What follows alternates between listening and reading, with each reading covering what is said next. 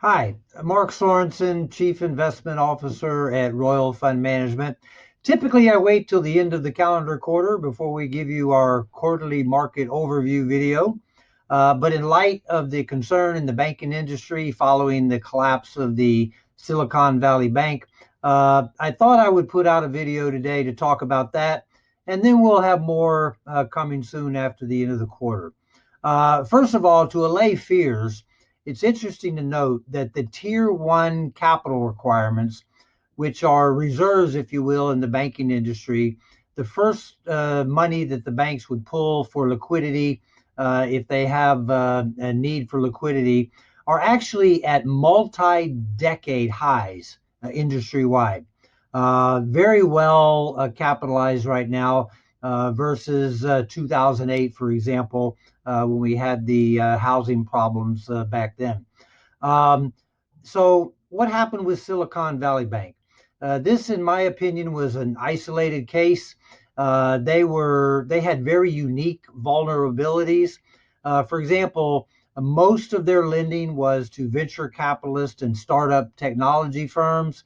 And contractually, in order to get a loan, the firms had to actually agree to keep all of their money in the bank.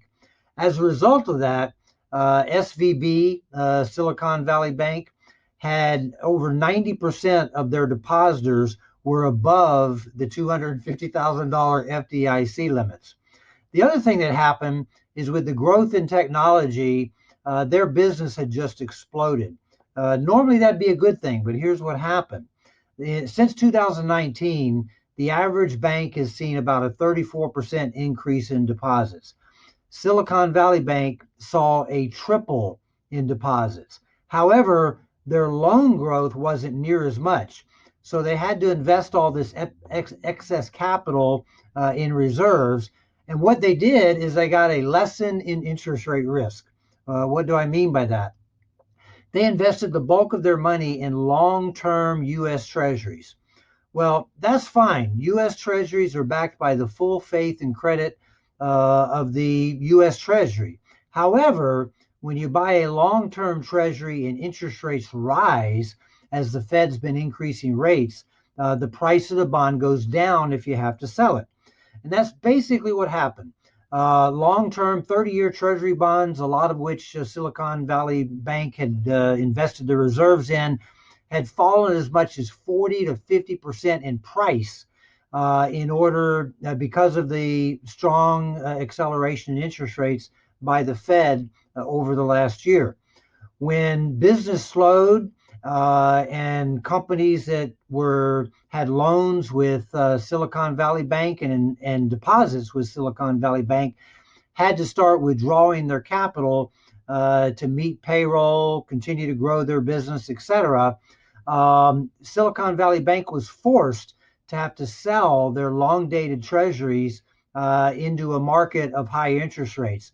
So even though those treasuries would have been backed by the full faith and taxing power of the U.S. Treasury, when you have to sell them early and interest rates moved up, they had to sell those bonds at an extreme discount to meet their liquidity requirements. They took a $2 billion loss on investments that, if held to maturity, were backed by the U.S. government. So really unfortunate, a lesson in interest rate risk, also a lesson in bad management.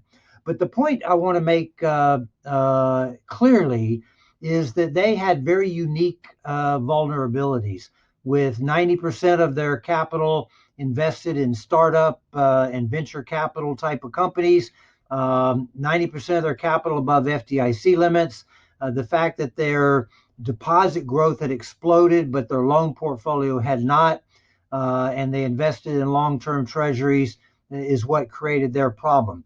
Other banks, as I said, tier one capital reserve ratios are the highest they've been in multi-decades across the banking industry in general.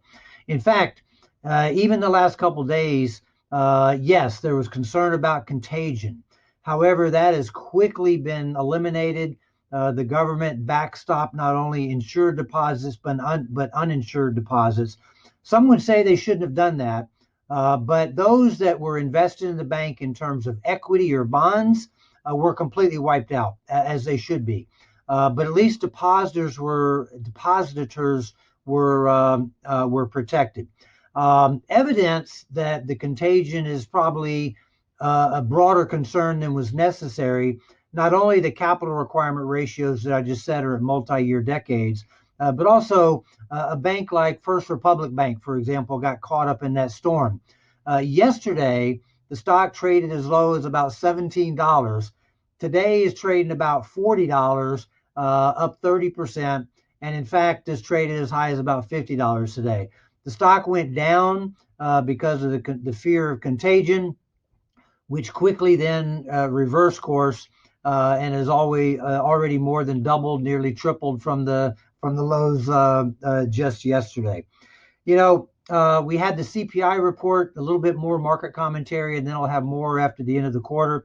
One is that we had the CPI reading this morning, and it came in at 5.5%, which was exactly what it was expected at the core consumer price index inflation measurement. That is the lowest reading, though, since January of 22, so for 14 months. Inflation is not coming down as quickly as we'd like to see.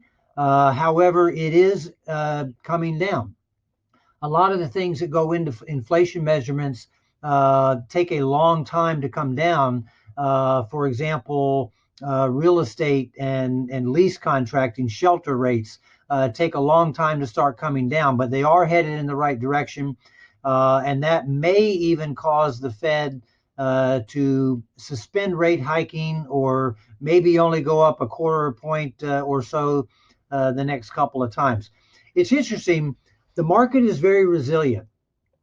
We've been faced with last month over 500,000 new jobs on the unemployment report. Last Friday over 300,000 when they were only expecting a little over 200,000, and yet the market's held up pretty good. Last month we had CPI reading a little higher than expected, in line this time. Inflation not coming down quite as much as people have expected, and yet the market has been pretty resilient. The reason the market is resilient is we're, over a year into a bear market. The average bear market lasts about 1.2 years. We're definitely near the end of the tightening cycle, or definitely closer to the end than the beginning. And the stock market being a leading indicator, starts to look past all that. And that's why the market has actually been very resilient.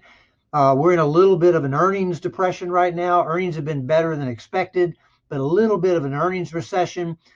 This is when actually the next bull markets oftentimes start. When you get a shock to the system like we got with Silicon Valley Bank, the market starts to tell the Fed that they should be done. Inflation is rolling over. The Fed stops hiking at some point in time. And then the market starts to look forward to lower rates and growth. In fact, price earnings ratio generally during that time actually start to accelerate, because the market as a leading indicator looks ahead to when the earnings recession ends and growth starts again. As I said already, the market tends to tell the Fed when they're done. In the last couple days, the 10-year Treasury fell all the way back to 3.5%. For a brief time, the 2-year Treasury actually fell back under 4%, even though Fed funds rates are much higher than that. So the market is in the process of telling the Fed that they think they should be done. The question is, how quickly does the Fed listen? But regardless, when the Fed meeting comes next week on the 22nd, they may do nothing. They may raise interest rates 0.25%. But regardless, the market knows that they're closer to the end than the beginning. This is oftentimes when the market starts to get better. It's unfortunate that good news is bad news and bad news is good news during times like this.